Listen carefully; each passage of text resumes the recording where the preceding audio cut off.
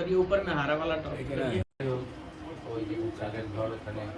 Business দিয়ে রাখতে হয় তো রাত্রি সকাল 3টে উঠে নিচে গিয়ে 4টের সময় 4টে যেমন এখানে ওখানেও খাই। তারপরে আমার এই ওষুধ ফষুধ ঠিক রকম দেওয়া, তারপর তোমার এই জীবনের সেই কুড়ি লেখা তাকে চলছে,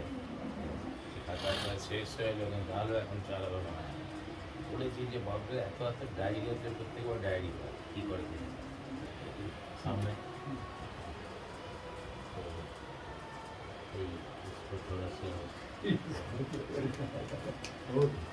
দেখি বলাটা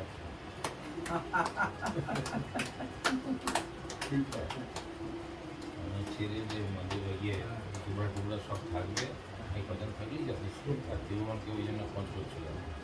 আমি একটু বলি নিয়ে আগে আমি রেডি নিয়ে ও এলে ওর সামনেই খুব ভালো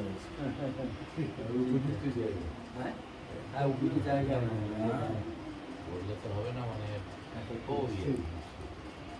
गुरुजी ने अभी ছায়ার মতন 2024 6 महीना 18 तारीख ইচ্ছে ছিল ইয়ে দেওয়ার বুকে কর্ম সন্ন্যাসী করে যে গৌতম গুরুদেব এখন বাদ সাচ্ছেন ধর্মকর্মী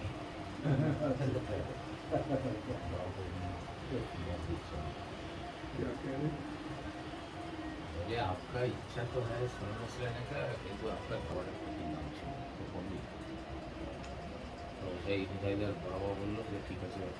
কেউ না করুন, আমি আমার ফ্যামিলি একটা কী সব ইয়ে করলাম, এখানে কোনো দোষ নেই, যদি কেউ জোর জবরদস্তি করে ইয়ে করে উনি তো বলেন ইয়ে করতে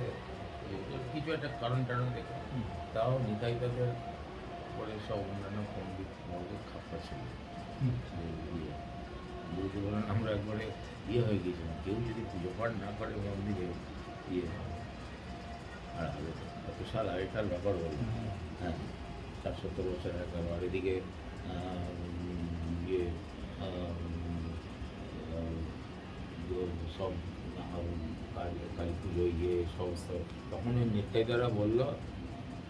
গুরুদেব বলেছিলেন, নিতাইদা বললো যে আমরা নিতাইদার বাবা বললো আমরা সমস্ত আপনার মঠের পুজো করে, কিন্তু এই দুটো জিনিস করতে পারবো, এটা আগে থেকে বলে দিচ্ছি। এটা হচ্ছে সত্যনারায়ণ কথা আপনার মধ্যে হয় এক, আর 2 নম্বর হচ্ছে দুর্গা পুজো আর কালী পুজো। সেই জন্য কালী পুজোর জন্য সেই গুরুদের সব এখান থেকে ইয়ে করতেন, একবার ওরা থেকে করতেন।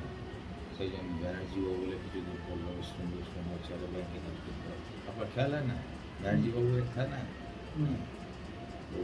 बैंक में काम करते थे, बैंक में अच्छा ऑफिसर पोस्ट पे थे। वो वही वहाँ जो ये हलो काली प्रतिष्ठा, उसके बाद वो उत्सव किए तो बहुत ठीक हो